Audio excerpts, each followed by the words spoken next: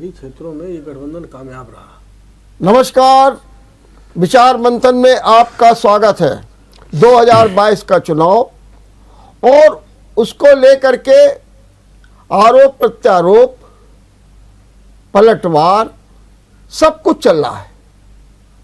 और इस बार के चुनाव की एक खास बात है, इधर से बाण आया और उधर से जवाब दिया।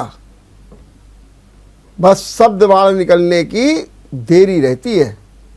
अगर किसी ने कहा कि योगी उपयोगी तो तुरंत आ गया अनुपयोगी।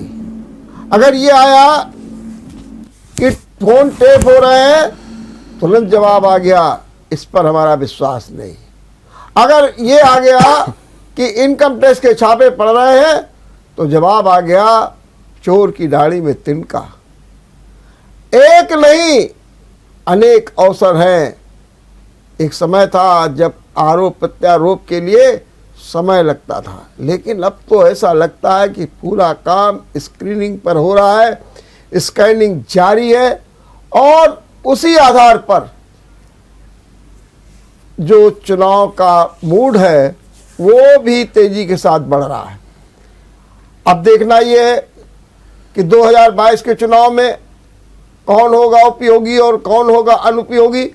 लेकिन चर्चा तो आज हम ये करेंगे ही, आखिर कौन सी ऐसी बात है कि हम किसी को योगी कहें और उसको उपयोगी कहें और वहीं दूसरी ओर उन्हें अनुपयोगी कहा जाए। आज इस पर चर्चा करेंगे और ये भी जानने का प्रयास करेंगे कि चुनाव के दौरान इनकम टैक्स का क्या काम है। आज हम इस पर भी चर्चा करेंगे और ये भी चर्चा करेंगे कि क्या वास्तव में जो अखिलेश ने आरोप लगाया है कि ममता को हराने के लिए ईडी और सीबीआई का प्रयोग किया गया और उत्तर प्रदेश में योगी सरकार को बचाने के लिए इनकम टैक्स और सीबीआई का प्रयोग किया जा रहा है, इसी पर विशद चर्चा करेंगे। और इस चर्चा में भाग लेने के लिए हमारे साथ 3 मेहमान जुड़े हैं। आइए हम आप उनका परिचय करा दें। हमारे साथ हैं समाजवादी पार्टी से अभिषेक गुप्ता मोनू, जो कि समाजवादी पार्टी के महामंत्री भी हैं, पार्षद भी हैं और बहुत अच्छे तरीके से अपने कार्य को देखते हैं। और हमारे साथ हैं भारतीय जनता पार्टी से रचित पाठक, मैं उनका भी स्वागत करता हूं। और साथ में कांग्रेस से हैं शैलेंद्र दीक्षित जी, मैं आपका भी बहुत बहुत स्वागत करता हूं। सबसे पहले मोनू, मुझे ये समझा दीजिए कि अगर ये कहा गया कि योगी उत्तर प्रदेश के लिए उपयोगी, तो आपने उनको कैसे कह दिया कि वो है अनुपयोगी? जरा हमको इसका तर्क दीजिए जरा। देखिए, जैसे आपने कहा उपयोगी और हमने कहा अनुपयोगी। आपने जो उपयोग किया, आप अपनी बात कर रहे हैं, हम अपने तर्कों और अपनी जानकारी और जनता के देश को मानते हुए उनको अनुपयोगी मान रहे हैं। सरकार पूर्णता फेल है। नौजवानों के लिए कोई रोजगार नहीं, किसानों के लिए कोई योजना नहीं, गरीबों के लिए कोई मकान नहीं। ऐसी सरकार को अगर आप उपयोगी कहेंगे तो अनुपयोगी किसको कहेंगे, मैं ये जानने का प्रयास कर रहा हूं। जैसे चुनाव पे आप देखिए, जिस तरीके समाजवादी पार्टी की आम जनसभाएं हो रही हैं, उनको बढ़ता जन सैलाब देख करके भारतीय जनता पार्टी और सरकारी मशीनरियां वहां पर जाकर के उसको प्रभावित करने का काम करती हैं। वहां के इंटरनेट बंद कर देती हैं, वहां के मोबाइल फंक्शन को डिस्टर्ब करने का काम किया जाता है। दूसरा देखिए, उस पर दबाव बनाने के लिए सरकार द्वारा सीबीआई, ईडी और आने वाले समय में इनकम टैक्स के सामने छापे पड़ रहे हैं। सरकार अपनी मशीनरियों का दुरुपयोग कर रही है। जी, मैं आपकी बात समझ गया। शैलेंद्र जी, ये जो उपयोगी और अनुपयोगी का वार शुरू हो गया है उत्तर प्रदेश में, क्या कहेंगे आप? देखिए, हम आपके सामने 5 प्रश्न खड़े करते हैं जी, फिर फैसला आपसे पूछ लेंगे कि उपयोगी है कि अनुपयोगी है। कोरोना में बेतहाशा मौतों और गंगा का आंचल लाशों से पट गया, क्या उपयोगी या अनुपयोगी? हाथरस में दलित बेटी की बलात्कार के बाद हत्या की रात में 2 बजे रात में यूपी योगी की पुलिस उसको पेट्रोल डाल के जला देती है। योगी उपयोगी या अनुपयोगी? गोरखपुर में कानपुर के व्यापारी की नृशंस हत्या योगी की पुलिस द्वारा कर दी जाती है, तब भी योगी उपयोगी की अनुपयोगी?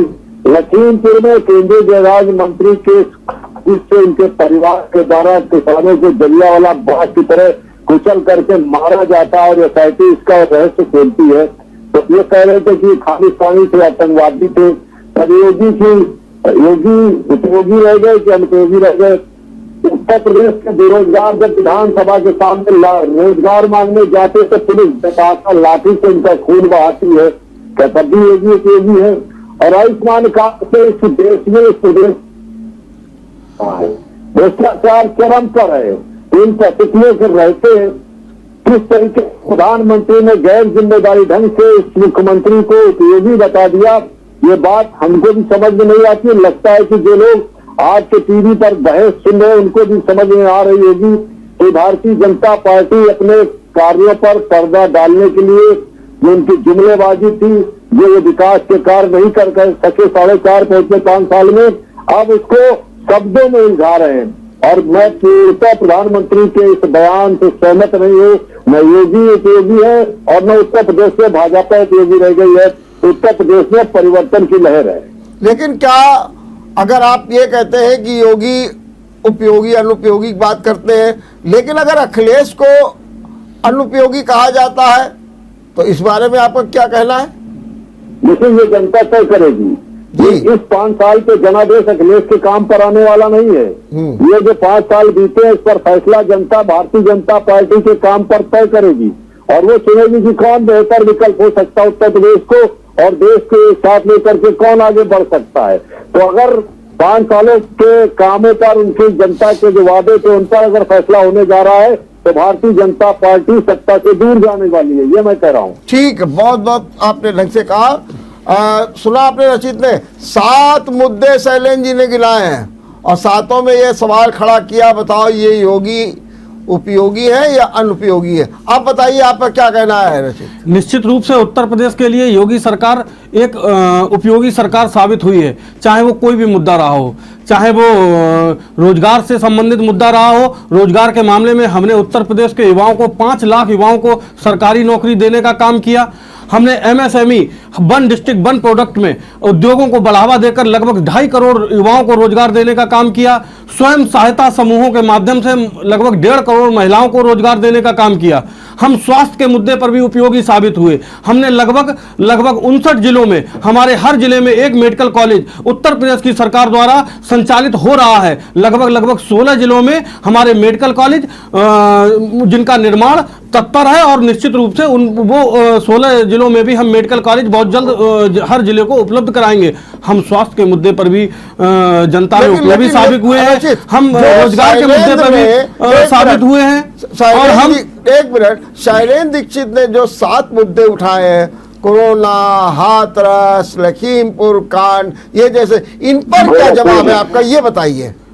कोरोना काल में मैं अपने बड़े भाई माननीय शैलेंद्र दीक्षित जी से पूछना चाहता हूं, कोरोना काल में किसने काम किया? योगी सरकार ने काम किया। उत्तर प्रदेश की जनता के दरवाजे दरवाजे पर जाकर एक एक जनता की चिंता करने का काम किया। माननीय आप सबके संज्ञान में होगा कि उत्तर प्रदेश के मुख्यमंत्री जी के पिताजी का देहांत हो जाने पर भी वो उत्तर प्रदेश की सेवा को, उत्तर प्रदेश की जनता को की सेवा करने को उन्होंने प्रथम प्राथमिकता दी। अपने पिताजी के अंतिम संस्कार में भी वो नहीं गए, केवल इसलिए कि वो जनता के एक एक व्यक्ति की चिंता कर सके। पूरे देश में अगर उत्तर प्रदेश के केवल एक ऐसा मुख्यमंत्री था जो पीड़ितों के दरवाजे दरवाजे जाकर उसने एक एक पीड़ित का हाल जानने का काम किया। और लखीमपुर खीरी की मैं आपको बताना चाहता हूं कि किसानों से हमारे मोदी जी ने जो 3 कानून किसानों के हित के लिए लाए, उन 3 कानूनों को कुछ किसानों को जब वो समझाने में नाकाम रहे तो उन्होंने तीनों कानूनों को सहज वापस लेने का काम किया। कानून के वही विषय वर्मा जी, आगे वही विषय आया। उन्होंने कानून को वापस लेने का काम किया, देश की जनता से माफी मांगी। उसके बाद लखीमपुर कांड में एसआईटी द्वारा जांच की गई। मैं पूछना चाहता हूं, कांग्रेस सरकार में या समाजवादी पार्टी सरकार में किसी भी नेता के ऊपर अगर कोई जांच हुई हुई है तो वो हम उनको पूरे परिवार को, उनके संबंधियों को, उनसे जो लोग उनके टच में तक होते थे, उन सभी लोगों को निर्दोष क्लीन चिट देने का काम जांच एजेंसियां करती थी। लेकिन मेरे सरकार में आप देखिए, गृह मंत्री होने के बावजूद भी उनके बेटे को उसमें दोषी पाया और उसको जेल में डालने का काम योगी सरकार ने किया और उस पर निष्पक्ष जांच आई, जबकि इससे पूर्व की सरकारों में जो भी जांच होती थी वो केवल एक लिखा पढ़ी। लेकिन रचित, आपको मालूम होना चाहिए कि इस बारे में आपकी सरकार ही खुद कह रही है ये सब कुछ सुप्रीम कोर्ट के निगरानी पर हो रहा है। इसके वर्मा जी SIT किसी के नियंत्रण में काम नहीं करती, सुप्रीम कोर्ट उसकी निगरानी कर रहा है। हाँ, गृहराज मंत्री ने कहा कि खालिस्तानी के आतंकवादी तो मेरा बेटा नहीं था, बेटा निकल आया, फिर कहा दुर्घटना हो गई तो हादसा नहीं, इसकी जगह जो है सोची समझी साजिश हो गई। ठीक, तो जिससे देश की कानून व्यवस्था ठीक बात मैं शैलेश जी आपसे सुना जा रहा है। ठीक बात, मीडिया को भी गाली दे रहा है, लोगों को भी मारपीट कर रहा है, गोली का सहार देश में बैठा है और मोदी सरकार उसको बचा रही है। एसआईटी जांच शुरू होने से पहले उत्तर प्रदेश की सरकार ने आशीष मिश्रा जी को जेल में डालने का काम किया, उनको जेल में उनकी गिरफ्तारी कराकर उनको जेल में भेजने का काम किया एसआईटी जांच से पूर्व।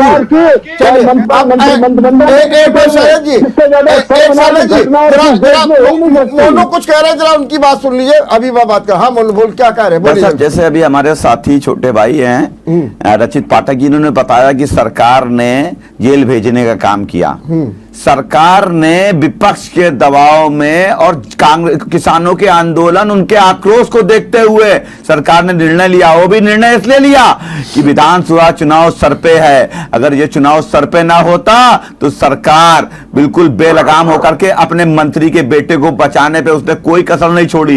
इसमें केंद्र सरकार को लग रहा था कि एक मंत्री की वजह से हमारे पूरे प्रदेश के जाने की संभावना है, इसलिए उन्होंने इस पे उसको जेल भेजने का काम किया। नहीं तो उन्होंने बचाने में कोई कसर नहीं छोड़ी। उन्होंने कहा पहले ड्राइवर ने मारा, फिर पब्लिक ने मारा, और यहां तक कि यह कह दिया कि उसमें हमारे लोग ही नहीं थे। अगर वो वीडियो ना जारी हुए होते तो मुझे लगता नहीं कि सरकार के इस मंत्री के बेटे को जेल भेजने के लिए हम लोगों को संघर्ष नहीं, सड़कों पर भी आ जाते तो भी ना कर पाते, क्योंकि केंद्रीय गृह राज्य मंत्रालय एक बहुत बड़ा पद होता है, पूरे प्रदेश की पुलिस उसके इशारे पे काम करती है। अब दूसरी बात, जी एक सवाल मैंने और बता रहे हैं कि ये भी कहा गया कि अखिलेश अनुपयोगी हैं। कहते हैं कि जब कोरोना काल हुआ कहीं दिखाई नहीं दिए। ये भी कहा गया कि विपक्ष अब आराम करे, अब योगी काम करेंगे। देखिए ऐसा है, हाँ जी रमेश जी, मान लीजिए चलिए कि आपने कहा कि अखिलेश 5 साल सरकार ने आपको एज ए मुख्यमंत्री के रूप में पूर्ण बहुमत के साथ, ताकत के साथ सत्ता में बैठाला है। जिम्मेदारी आपको दी है, ना कि अखिलेश जी को। अखिलेश जी विपक्ष की भूमिका में रहकर हर उन मुद्दों को उठाने का काम कर रहे हैं जिनमें सरकार द्वारा पक्षपात किया जाता है, भेदभाव किया जाता है, जाति तुष्टीकरण की राजनीति की जाती है। हम लोग विपक्ष के रूप में जो कर सकते थे हम लोगों ने किया। अब बेसिकली ये बताइए कि कानपुर शहर का डीएम या उत्तर प्रदेश का प्रमुख सचिव माननीय अखिलेश यादव जी के कहने पर नहीं काम करेगा कि उसको जनता के लिए स्वास्थ्य विभाग का मंत्री, स्वास्थ्य विभाग का प्रमुख सचिव माननीय जो आपके मुख्यमंत्री योगी आदित्यनाथ जी, उनके निर्देश पे काम करेगा, ना कि अखिलेश यादव जी के कहने पे। तो जिम्मेदार आप हैं, हम विपक्ष हैं। आप जो काम कभी छोड़ेंगे उसको हम याद दिलाने का काम करेंगे। आप कुछ गलत करेंगे उसका हम विरोध करेंगे, नगर सड़क से लेकर के सदन तक में। अगर आप कुछ गलत काम करेंगे, आप जनता का ध्यान नहीं देंगे। कितने प्रवासी उत्तर प्रदेश में मजदूर आए, आपने क्या किया? उनके लिए कितनी सुविधा उपलब्ध करा दी? कोई ट्रकों में, कोई बसों में, कोई पैदल रास्ते पे चलते चलते मर गया।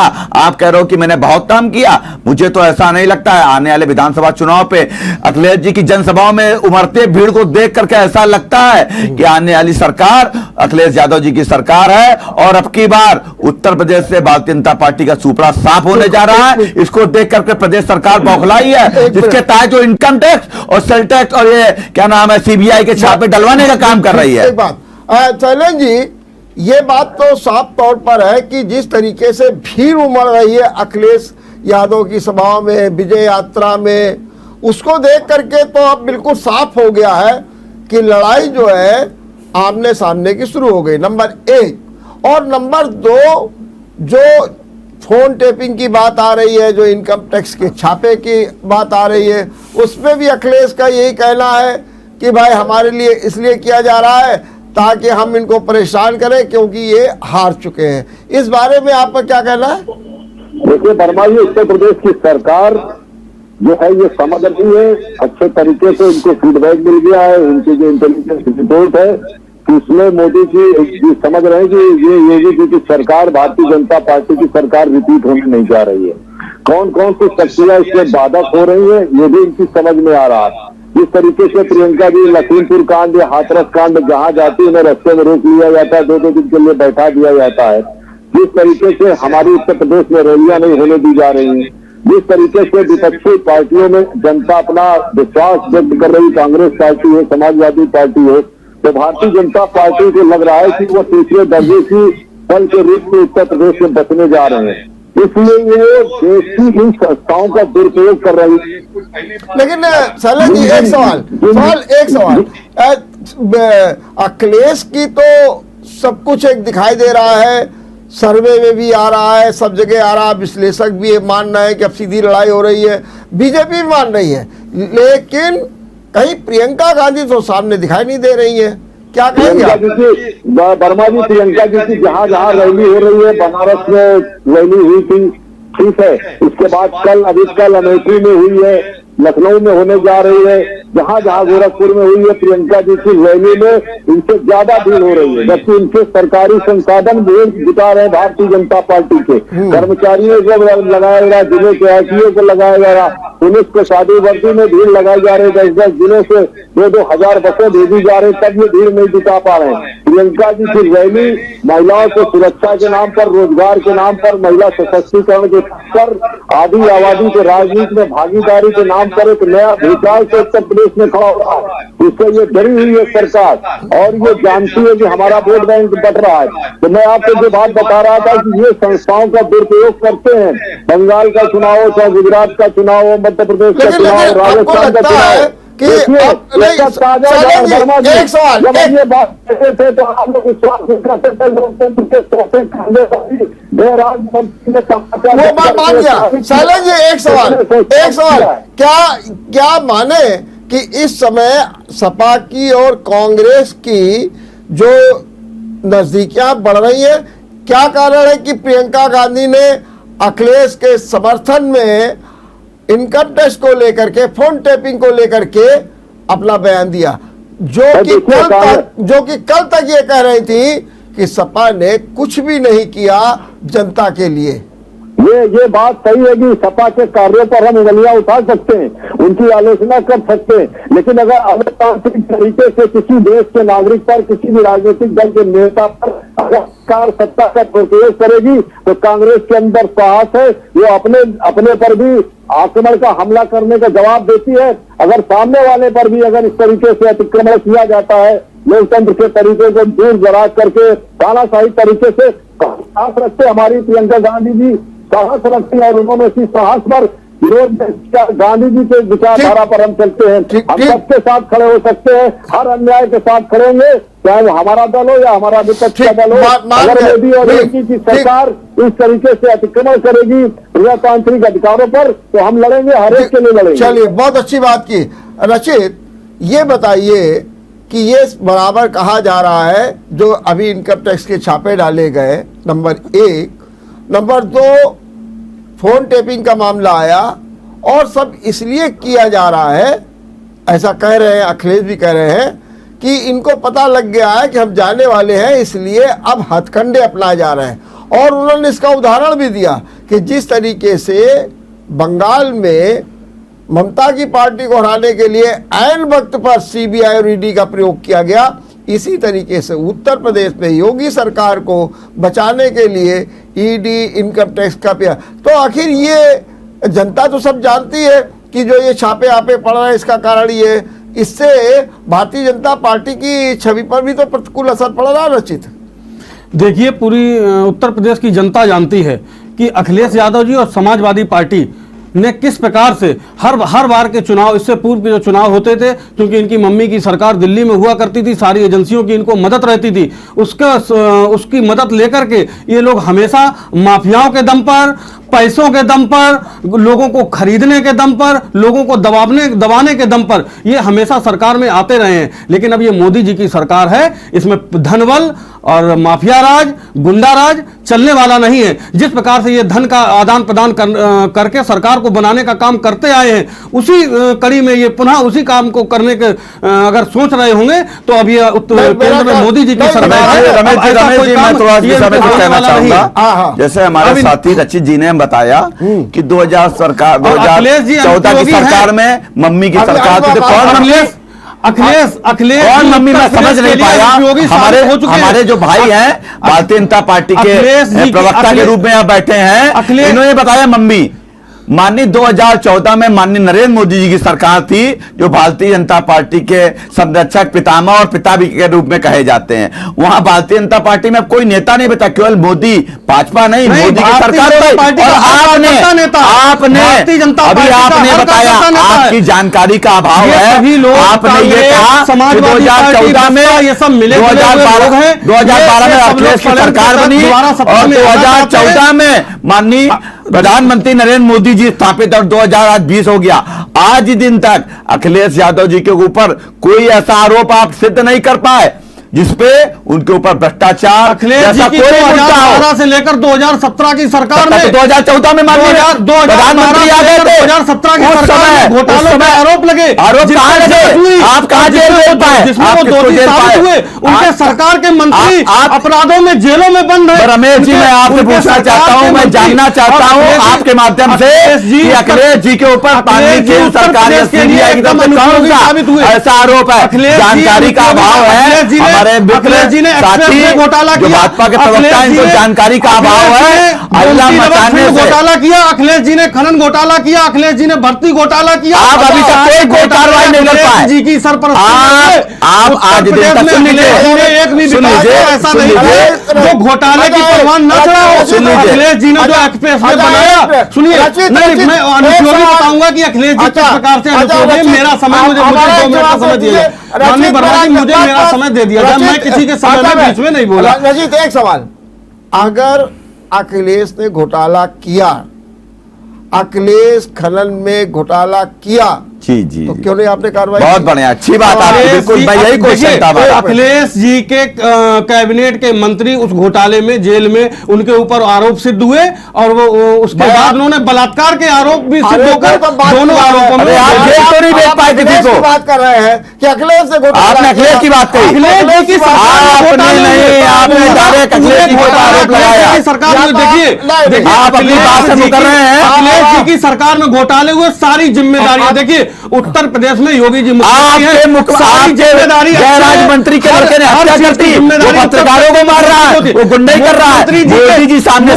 बैठ करके उसको हटाने के लिए, उसको प्रोटेक्शन देने का काम कर रहे हैं, अपनी सरकार को बचाने का काम कर रहे हैं। ऐसे भ्रष्ट मंत्रियों को अपने साथ रखे हुए हैं। रोजगार घोटाला किया, इन्होंने भर्ती घोटाला किया उत्तर प्रदेश में। अखिलेश जी की सरकार की बात के लिए रमेश जी कोई वक्त नहीं है, मात्र 3.5 लाख सरकार की बात है। आप कर नहीं पा रहे हैं, आप सरकार है, आप दोषी को सजा नहीं दे पा रहे हैं, आप बेकार है, आप दोषियों को सरकार में सजा नहीं दे पा रहे, तो इसका मतलब सवाल का जवाब दे दीजिए बस। खाली फिर से मैं पूछ रहा हूं, बहुत ही शांति से एक लाइन में जवाब दे दीजिए बस, क्योंकि हमको ब्रेक भी लेना है। हमें खाली इतना बता दीजिए कि अगर अखिलेश सरकार में इतने घोटाले हो गए, भर्ती में घोटाला हो गया, खनन में घोटाला हो गया, हम सब बात आपकी मान गए, तो आपने सरकार जो आपकी 5 साल रही योगी की, मोदी की सरकार और 2014, क्यों नहीं अखिलेश को जेल में डाला गया? क्योंकि अखिलेश जी ने अपने प्यादे आगे कर दिए, अपने आप को बचाने के लिए उन्होंने अपने कैबिनेट के मंत्रियों को आगे करके, भर्ती बोर्ड के अध्यक्षों को आगे करके, देखिए ऐसा है, उनको आगे करके अपने आप को बचाने का काम किया। आपकी जानकारी का अभाव है, गलत बयान दिलवा, आपकी जानकारी का अभाव है। जबकि अखिलेश यादव जांच करेगी, इनकम टैक्स जांच करेगी, अखिलेश यादव को भ्रष्टाचार में युक्त है। अखिलेश जी की 5 साल की सरकार को जनता ने नकार दिया था। उत्तर प्रदेश की सरकार योगी जी वो की जनता सरकार दिख रही है, उनके साथ जनता का जनता लाभ दिख रहा है, इसीलिए आप इंटरनेट पर चलते हैं, इसीलिए आप मोबाइल के नेटवर्क को बंद कर देते हैं ताकि जनता देख ना पाए कि अखिलेश जी के साथ कितने जनता लाभ उमड़ रहा है।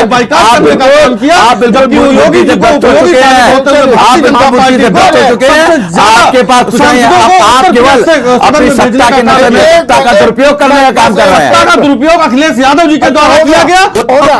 अब आप एक ब्रेक लेंगे, ब्रेक के बाद बात करेंगे। ब्रेक के बाद आपका एक बार फिर स्वागत है। और इसी बीच हम कांग्रेस के शैलेंद्र दीक्षित से ये सवाल करेंगे कि अखिलेश सरकार पर विभिन्न प्रकार के घोटालों के आरोप बीजेपी की ओर से लगाए जा रहे हैं और ये कहा जा रहा है कि इसी कारण अखिलेश की सरकार चली गई थी। क्या कहना है इस बारे में आपका?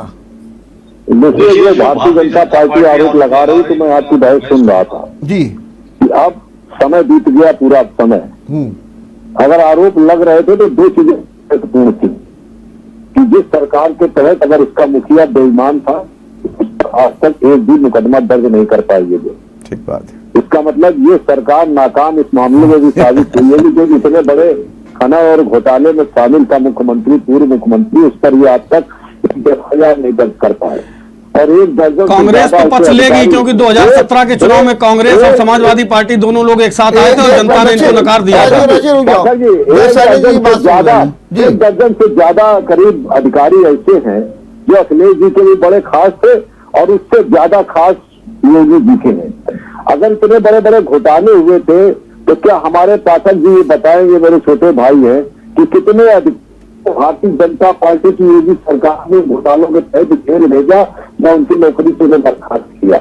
अगर अखिलेश की सरकार पूरी भ्रष्ट थी तो कौन सी वो योजनाएं हैं जिन पर कार्रवाई की गई? क्या हमारे पाठक जी बताएंगे कि उन योजनाओं को रोका गया या उनकी जांच कराई गई? ये आज की तारीख में अपने असफलता को छिपाने के लिए ये जिस तरीके से आरोप लगाते हैं, जिस तरीके से कहते हैं कि कांग्रेस ने 70 साल में कुछ नहीं किया। अभी 4 दिन पहले हर चौराहे पर गुब्बारे सजाकर खड़े थे भारतीय जनता पार्टी के लोग। मैंने कहा क्या हो गया? बोले मैं 1971 के आजादी का जश्न मना रहे हैं, जो बांग्लादेश के लिए आजादी, बांग्लादेश के भारत को आजाद कराया था, उस जश्न को मना रहे हैं हम। वो जश्न क्या मोदी जी की वजह से मन रहा था? वो जश्न इंदिरा जी की वजह, जो हमारे लिए देश को गौरवान्वित करने वाला क्षण था, वो चाहे इंदिरा जी के समय में आया हो या मोदी जी के समय में आया हो। यही अंतर है हमने और आप में, यही अंतर है भारतीय जनता पार्टी और कांग्रेस में। कांग्रेस के भी अगर जो अच्छे काम होंगे हम उनकी सराहना करते हैं। ये देश के लिए गौरव का विषय था, इसलिए हमने उसको हर्षपूर्वक मनाया। चौराहों पर अपने देश का गुणगान करने का काम हमने किया। आप कभी से बोलते नहीं, फिर आपको सुनेंगे। जब ये सरकार अपने विकास के मुद्दे पर और स्मार्ट सिटी के मुद्दे पर, गंगा को अविरल और निर्मल बनाने के मुद्दे पर मोदी जी कारपेट प्रदर्शन कर रहे थे वहां पर बनारस में, जरा उनसे पूछिए कि हरिद्वार से चली हुई गंगा बनारस से कितनी पवित्र कर दी उन्होंने, कितनी अविरल और कितनी निर्मल कर दी। एक घेरे में लेकर के नहाने के नाटक करने से बात नहीं बनती। आज कानपुर में गंगा कितनी अविरल, कितनी निर्मल है। जाके पाठक जी घाट पर खड़े हो जाइए और जाके इलाहाबाद के घाट पर खड़े हो जाइए, जाके बनारस में। तो जो वादा ये करके आए थे उत्तर प्रदेश के लिए, उसमें ये नाकाम साबित हुए, जुमलेबाज साबित हुए हैं। शैलेंद्र जी एक लाइन में बताइए, एक लाइन में कि अगर हम ये बात मान लें कि आपके हिसाब से कि घोटालों में उनको जांच करनी है, तो फिर अखिलेश सरकार क्यों चली गई थी? एक लाइन में जरा बता दीजिए। देखिए, निश्चित तौर पर प्रदेश की जनता ने इनके काम में खानी देखी होगी, इसलिए उनको नकारा है। आप भी उनके साथ थे, आपको भी नकारा था जनता ने। आप भी 2017 के चुनाव में अखिलेश जी के साथ थे। आपको और कांग्रेस, समाजवादी पार्टी, कांग्रेस दोनों को जनता ने नकारने का काम किया था। जी वर्मा जी, इस प्रदेश में प्रदेश की जनता ने सपा, बसपा और भाजपा को देख लिया, उनकी कतली करने को भी देख लिया। अब परिवर्तन है, अब प्रियंका जी के नेतृत्व में कांग्रेस की बारी है, इस पर आप विश्वास करिए और हम उत्तर प्रदेश में जनादेश लाने जा रहे हैं। ठीक है, बहुत अच्छी बात आपने कही। सोनू, दो बातें। एक तो बात ये हुई कि शैलेंद्र जी कह रहे हैं कि इस बार प्रियंका गांधी की बारी है और प्रदेश की जनता ने सपा, बसपा और भाजपा की सरकार को देख लिया। नंबर एक इनका कहना है, और ये भी बता रहे हैं कि किस तरीके से हमारे यहाँ भीड़ आ रही, नंबर एक। और नंबर दो ये भी बताइए कि आप विजय यात्रा निकाल रहे हैं और बीजेपी ने कल से ही 6 रूट पर 6 रथ निकाल करके 15 दिनों के लिए एक जन विश्वास यात्रा निकाली है, और इस यात्रा में दिग्गज नेता शामिल हो रहे हैं। आपके यहाँ तो ले दे करके अखिलेश जी है, इसके अलावा तो कोई है भी नहीं, और इनके यहाँ दिग्गज है। क्या आपकी जबरदस्त घेराबंदी नहीं हो गई, ये जान करके भी कि किसान आंदोलन से भाजपा को पश्चिम में झटका लग रहा है, लेकिन इसके बावजूद बीजेपी अपने डैमेज कंट्रोल में लगी हुई। 3 सवालों के जवाब जरा संक्षेप में दे दीजिए। जैसे आपने अपनी एक बात में खुद ही कह दिया कि भाजपा अपने डैमेज कंट्रोल पे लगी हुई है।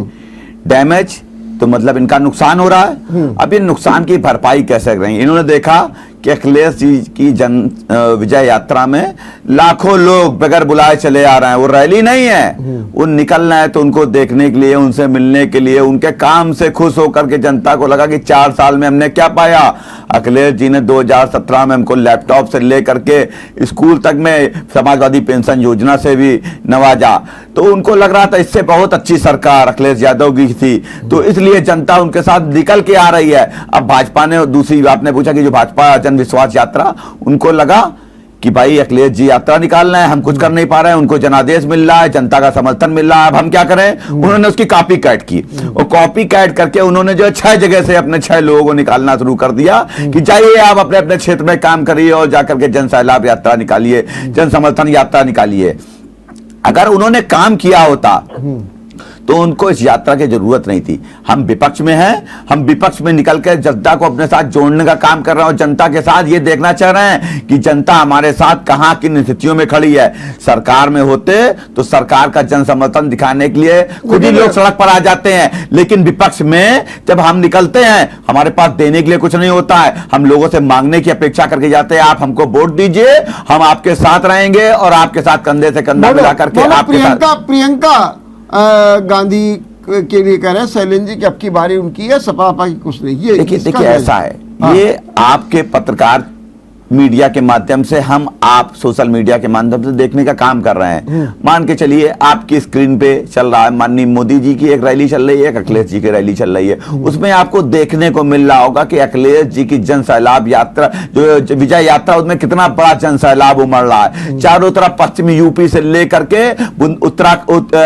क्या नाम बुंदेलखंड तक अखिलेश यादव जी के नाम पे लोग एकत्रित हो रहे हैं, समाजवादी पार्टी से जोड़ने का काम कर रहे हैं, उनको अपना समर्थन देने के लिए सड़कों पे खड़े हैं। रात में 1-1 बजे तक बगैर किसी खाना के, भोजन के, पानी के, बगैर किसी लालच के सरकार के साथ खड़े हुए हैं। और मुझे बताने की आवश्यकता नहीं है, अब की बार उत्तर प्रदेश में अखिलेश जी पूरी बहुमत के साथ सरकार बनाने जा रहे हैं। मुझे विश्वास है कि इस पे अब की बार भारतीय जनता पार्टी को खा फेंकने का काम करेंगे। रचित कुछ कह रहे हैं, बोलिए जल्दी से। देखिए, उत्तर प्रदेश में जो हमारी जन विश्वास यात्रा निकल रही है, जन विश्वास यात्रा जो हमने अपने 5 साल जनता के बीच में काम किया। देखिए, माननीय मोदी जी ने जो कहा कि अखिलेश जी उत्तर प्रदेश के लिए अनुपयोगी हैं, तो निश्चित रूप से कि वो कहीं ना कहीं अनुपयोगी हैं, क्योंकि उन्होंने अपने पूरे 5 साल के कार्यकाल में मात्र आंकड़ों को माननीय अभिषेक जी देख ले डिबेट के बाद में 12 लाख गरीबों को आवास देने का काम किया। हमारे योगी जी ने 42 लाख लोगों को गरीब परिवारों को आवास देने का काम किया। हमने 1,52,000 अपनी गरीब बहनों का विवाह कराने का काम किया। हमने उत्तर प्रदेश को 5 बड़े एयरपोर्ट देने का काम किया। हमने उत्तर प्रदेश को 2 एम्स देने का काम किया। हमने हर जिले के हमने हर जिले को अभिषेक जी मेरा समय बोल लेने दीजिए। हमने उत्तर प्रदेश के हर जिले को एक मेडिकल कॉलेज देने का काम किया। हमने जनता को भ्रष्टाचार मुक्त, अपराध मुक्त, विकास युक्त सरकार देने का काम किया। हम अपने विकास को लेकर जनता के बीच में जा रहे हैं, और जैसा कि माननीय मोनू जी बता रहे, अभिषेक जी बता रहे थे कि जनता का सैलाब अभी मीडिया चैनलों में चल रहा था। मोनू जी ने देखा होगा कि जो लोग जौनपुर की रैली में दिखाई देते हैं वही लोग आपके पश्चिम की रैली में दिखाई देते हैं। ये एक योजनाबद्ध तरीके से संख्या को दिखाकर उत्तर प्रदेश की जनता को भ्रमित करने के लिए अखिलेश यादव जी इस तरह का षड्यंत्र कर रहे हैं और इस प्रकार का षड्यंत्र अखिलेश जी पूर्व में भी कर चुके हैं। और जहां तक हमारे शैलेंद्र दीक्षित जी ने अभी कहा कि प्रियंका जी के साथ उत्तर प्रदेश आगे बढ़ रहा है, तो ये मुंगेरी लाल के हसीन सपने देखने जैसा होगा कांग्रेस के लिए, क्योंकि कांग्रेस जिसने भारतवर्ष में 70 वर्ष तक राज किया हो, उसने अपने 70 वर्ष के कार्यकाल में केवल पूरे भारतवर्ष को 3 एम्स देने का काम किया, जबकि मोदी जी की सरकार ने 14 एम्स भारत को देने का काम किया। मोदी जी ने इनके सरकार में जितने भी मंत्री थे घोटालों से युक्त सरकार थी। मैं शैलेंद्र जी से पूछना चाहता हूं, एक भी घोटाले का आरोप मोदी जी के सरकार पे या मोदी जी की सरकार के किसी मंत्री पर लगा? आप लोग भ्रष्टाचार में युक्त हो, सभी लोग चोर चोर मौसेरे भाई हो। कांग्रेस, सपा, बहुजन समाज पार्टी, ये सभी लोग मिलकर उत्तर प्रदेश की जनता को इससे पूर्व प्रलोभनीय लाभ दिखाकर उनके जनता के वोटों को लेकर और भ्रष्टाचार सरकार देने का काम करते रहे हैं। जनता अब जान चुकी है, जनता योगी जी के साथ है। योगी जी ने विकास की बयार लाए हैं उत्तर प्रदेश के अंदर। समाजवादी पार्टी सरकार में अखिलेश यादव जी मजारों को बनवाने का काम करते रहे, गांव की बाउंड्री को बनवाने का काम करते रहे, जबकि योगी जी की सरकार में काशी कॉरिडोर हो, चाहे राम मंदिर हो, इस तरह के कामों को करने का काम किया है। एक मिनट रचित, आपकी बात सुन गए। शैलेंद्र जी ये कह रहे हैं कि आपकी सरकार थी तो घोटाले होते थे, विकास काम कुछ होता नहीं था, और हमारी सरकार आई है और इन्होंने बड़ा भारी चैलेंज किया है कि मोदी या उनके किसी मंत्री पर आप एक भी दाग दिखा दीजिए तो चैलेंज है, और आपके यहाँ घोटाले होते रहे थे। देखिए वर्मा जी, अगर इतने काबिल मोदी की सरकार, इतनी लोकप्रिय मोदी की सरकार थी तो चुनाव आयोग के आंकड़े आ चुके हैं, आपको भी मिल गए होंगे, इनको भी ज्ञात हो गया होगा। 2017 से अब तक 20 तक, अब तक कल तक दिन प्रतिदिन जो गिरावट आई है, जहां पर चुनाव हुए, जहां पर वोट प्रतिशत आया, भारतीय जनता पार्टी के पास जो 2014 में जनादेश आया था हिंदू और मुसलमान के नाम पर, राम और मंदिर के नाम पर, उसके बाद काम के नाम पर मुफ्त पे जो इन्होंने कहा था कि 2 करोड़ रोजगार देंगे इनको, जो है देश को जो है 15 लाख हर खाते में देंगे। उसके बाद जो जनादेश लाए थे, उसके बाद 2017 से 2020 तक इनके वोट बैंक में भारी गिरावट आई है। भ्रष्टाचार पे बात हो रही है, भ्रष्टाचार का सवाल माननीय वर्मा जी के द्वारा पूछा गया। किसी भी मंत्री के ऊपर, किसी भी सरकार के ऊपर भ्रष्टाचार का आरोप है क्या? अभी भ्रष्टाचार पर भी आ रहा है, अगला हो रहा है। तो इतनी बड़ी गिरावट आ रही है, इसका मतलब ये होगी सरकार विश्वास खो रही है। अभी 4 प्रदेशों के मुख्यमंत्री इन्होंने बदले, कर्नाटक के येदियुरप्पा को बदला हो, चाहे उत्तराखंड में बदला हो, सब पर भ्रष्टाचार के आरोप थे। अभी 2-3 महीने पहले केंद्रीय मंत्रिमंडल से जितने लोग हटाए गए, वो क्यों हटाए गए, जरा ये हमें कहा देते। आज मोदी सरकार रिटायर्ड अधिकारियों के बल पर चल रही, इनके पास नेतृत्व के नाम पर कुछ नहीं है। क्यों उन्होंने अपने कानून मंत्री को, अपने ऊर्जा मंत्री को, अपने प्रमुख लोगों को किस आधार पर हटाया और क्यों हटाया गया? आज तक योगी सरकार इस बात को तय कर पाई। और जिस तरीके से कोरोना काल में एक बड़ा घोटाला किया गया, सरकार जाने दीजिए 2024 में इतने ऐतिहासिक घोटाले दुनिया के सामने हिंदुस्तान के आएंगे कि आपको क्या पूरे हिंदुस्तान को शर्म महसूस होगी। एक ऐसे आदमी को 2014 में हमने बैठा दिया। आपकी सरकार में सरकार रहते हुए घोटाले सामने आए थे, सरकार रहते हुए मंत्रियों पर घोटाले सामने आए थे, जिससे हमारी इकोनॉमी को इतना गिरा दिया नीचे। आज हमारा रुपया बांग्लादेश के टका से नीचे है। आज पाकिस्तान आग दिखाता है, आज चाइना हमारी जमीनों पर कब्जा कर रहा है। कोरोना जैसी महामारी आने के बावजूद भी हमारा देश 2 अंक जीडीपी ऊपर मोदी जी के नेतृत्व में जा रहा है। जीडीपी का जरा संज्ञान ले लीजिए शैलेंद्र जी, हमारे देश की जीडीपी की बढ़ोतरी का भी संज्ञान ले लीजिए शैलेंद्र जी। आप कांग्रेस बनाया था उसको मोदी सरकार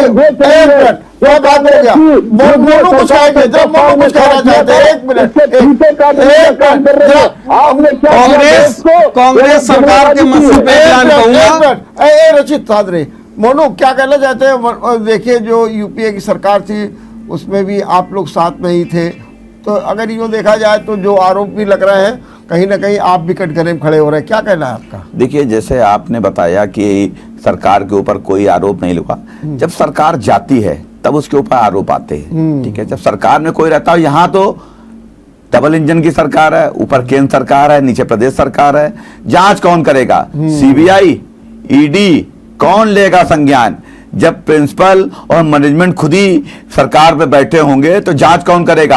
अब जब एक बार उत्तर प्रदेश की या केंद्र सरकार को जाने दीजिए, फिर उत्तर प्रदेश सरकार के और केंद्र सरकार के वो बड़े बड़े घोटाले सामने आएंगे जो 150 साल के इतिहास में सबसे बड़े घोटाले होने का काम करेंगे। इसमें अडानी अंबानी ऐसे लोगों को प्रमोट करके, सरकारी जमीनों को बेच करके, सरकारी एजेंसियों को, सरकारी कंपनियों को बेचकर हमारी ऐसे सरकारी कंपनियों को बेचकर उनको लाभ पहुंचाने का काम किया है। भारतीय जनता पार्टी के साथ है सरकार में, भारतीय जनता पार्टी बैंकों का एनपीए कितना बढ़ गया? 2017 में जनादेश देकर ये सिद्ध कर दिया है। सरकार आम आदमियों को छोड़ करके, आप लोग मुद्दा विहीन है, आप लोगों के पास भारतीय जनता पार्टी के खिलाफ एक भी ऐसा मुद्दा नहीं है फाइनेंसर बनाकर आगे बढ़ाने का सरकार बनाने का काम कर रहे हैं। आप विहीन हो चुके हैं, जो है आप भ्रष्टाचार में पूरी तरह से लिप्त हैं, आपने उत्तर प्रदेश को और देश को कांग्रेस ने भ्रष्टाचार युक्त सरकार देने का काम किया है। करते हैं आप द्वारा किया गया। सरकार जाने दीजिए, आपको समझ में आएगा कि आपकी सरकार ने क्या क्या किया है। आपको क्या पता कि सरकार क्या चल रही है? ईडी को, सीबीआई को क्या निर्देश है कि कौन बोलेगा, कौन किससे गठबंधन करेगा, उसका छापा मार दो, कौन इनको फाइनेंस करेगा उसको उठा लाओ। इस टाइप की राजनीति सरकार द्वारा की जा रही है। जो लोग रुपयों के आधार पर जनता का वोट लेने का काम करेंगे, कौन सी आचार संहिता लग गई है? अभी ऐसी कौन सी आचार संहिता लग गई है? आप लोग इससे पूर्व में भी पैसों का प्रलोभन देकर वोटों को खरीदने का काम करते हैं। 4.5 साल तक आप गुंडों का 4.5 साल तक आप सो रहे थे। आप 4.5 साल तक क्या कर रहे थे? इसी आधार पर जेल नहीं देख पाए, आप बेकार हैं। जब से चुनाव आयोग जब आप किसी गुंडे को जेल ना भेज पाए, आप भ्रष्टाचारी को जेल ना भेज पाए, तो आपको सरकार में रहने का अधिकार नहीं है। आपको सरकार में रहने का अधिकार नहीं है। जनता ने भारतीय जनता पार्टी को सरकार में रहने का आशीर्वाद दिया था, दिया है और वो देगी। रचित, आखिरी सवाल, और आखिरी सवाल आप लोगों से तो जनादेश यात्रा निकाल रहे हैं। मैं ये नहीं चाहूंगा कि कोई बहस हो, बल्कि उसका जवाब आप एक लाइन में देंगे तो ये पता चलेगा कि आप बिल्कुल हैं। जो इस समय का परिदृश्य है चुनाव का, और जो बाकायदे सर्वे आ रहे हैं, रचित जी आपके लिए पहला क्वेश्चन है, और उसके अनुसार जो बीजेपी का वोट बैंक है उसमें 1%, 2% की गिरावट ही नजर आ रही है। रचित, एक लाइन में बताइए इसका क्या कारण है? देखिए, इससे पूर्व भी चुनाव हुए हैं, उसमें चैनलों का सर्वे आया है, जिसमें लेकिन जब चुनाव के नतीजे आए तो वो सर्वे पूरी तरह से फेल हो गए। एक तरफा भारतीय जनता पार्टी को जनता ने आशीर्वाद दिया, एक तरफा चाहे वो 2017 का चुनाव रहा हो, चाहे वो 2019 का चुनाव रहा हो, चाहे समाजवादी पार्टी रही हो, चाहे कांग्रेस पार्टी रही हो, चाहे बहुजन समाज पार्टी रही हो, इनके भ्रष्टाचार में युक्त होने के लिए, इनके जन विरोधी नीतियों के कारण, इनके गुंडा राज के कारण जनता ने इनको सिरे से नकार दिया, भारतीय जनता पार्टी की सरकार बनाने का काम किया। रचित हो गया। और इस बार भी भारतीय जनता पार्टी के साथ उत्तर प्रदेश की जनता का पूरा आशीर्वाद हो गया। रचित हो गया। मोनू, अगर हम सीधे सीधे तौर पर उसी सर्वे को लेते हैं, निश्चित तौर पर अखिलेश तेजी के साथ आगे बढ़ रहे हैं। जिनके पास 24%, 27% वोट था, आज वो वोट जो है 36% तक पहुंच गया है, 33 से 36% तक। मेरा सीधा सवाल है कि कुछ भी हो, लेकिन आज भी भारतीय जनता पार्टी ऐच में है, बढ़त में है, प्लस में है। क्या कहेंगे इस बारे में? देखिए, ऐसा होता है जब सरकार होती है जी, तो सरकार का लाभ भी मिलता है, सरकार का पूरी मशीनरी पे होल्ड होता है, जो उसका उपयोग और दुरुपयोग दोनों करती है। अब ये बताइए, हम विपक्ष में हैं, विपक्ष होने के बाद हमारा जो वोट बैंक का सर्वे है वो दिखा रहा है कि हम जो आगे की तरफ बढ़ रहे हैं। इससे ये बौखलाकर ये जन संदेश यात्रा, जन समर्थन यात्रा निकालने का काम कर रहे हैं। हम तो हर बार निकालते हैं, हमने पिछली बार भी विजय यात्रा निकाली थी। आपका क्या कहना है कि विपक्ष में है मशीनरी उनका साथ दे रही है, आपका नहीं दे रही। बस यही तो आप पहले नहीं, कहते हैं देखिए ना। हम तो ये भी कह रहे हैं ना, मशीनरी जनता का साथ दे दुरुपयोग रही कर रहे दुरुपयोग कर- हैं, जनता थोड़ा- भी हमारा साथ दे रही है। ठीक है, लेकिन सुन लीजिए, 2017 के चुनाव में आपके पास मशीनरी थी, आपने उसका दुरुपयोग किया, उसके बावजूद भी आपकी केंद्र सरकार थी, भारतीय जनता पार्टी का सुन साथ लीजिए, दिया। केंद्र सरकार थी आपकी, आप उसका भी दुरुपयोग कर 2014 रहे के थे। चुनाव में 2014 के चुनाव में भी मशीनरी हमारे खिलाफ थी, उसके बाद भी जनता का जनादेश हमारे पक्ष में आया। हमारे आप शांत हो जाइए, शांत हो जाइए। अरे हो गया, आप अरे रचित एक बात सुनिए, रचित आप शांत हो जाइए और चलिए हो गया। आप एक सवाल हो गया ना, बस सवाल से जवाब, बस नहीं ना, आप उसमें डिटेल नहीं। मोनू को आप भी शैलेंद्र जी, क्या कारण है कि आज भी कांग्रेस 7%, 8% और अधिकतम 12% वोट तक जा पा रही है? वो अपनी वो बढ़त नहीं दिखा पा रही है जो प्रियंका गांधी की भीड़ में देखने को मिल रही है। आखिरी सवाल आपसे, क्या कहना है? वर्मा जी, चुनाव घोषित होने दीजिए। प्रियंका जी के नेतृत्व में उत्तर प्रदेश की जनता कांग्रेस के विकल्प मान रही है और मान चुकी है। एक चमत्कारिक जनादेश इस चुनाव में आपको दिखाई देगा और उत्तर प्रदेश में कांग्रेस की वापसी हो रही है। चलिए, बहुत बहुत धन्यवाद शैलेंद्र जी आपको, रचित जी आपको और मोनू जी आपको बहुत बहुत धन्यवाद। अब नतीजे तो 2022 में देखने को मिलेंगे, लेकिन निश्चित रूप से आप लोगों ने अपने जो तर्क दिए हैं उनका क्या विश्लेषण होगा ये भी हम देखेंगे 2022 के परिणामों में। देखते रहिए विचार मंथन। नमस्कार।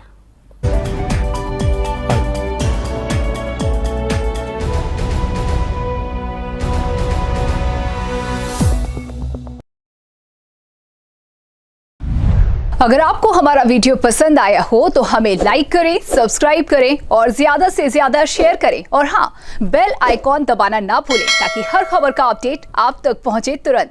आप हमें इंस्टा, ट्विटर और फेसबुक पर भी फॉलो कर सकते हैं। हमारी आईडी है @JMT News।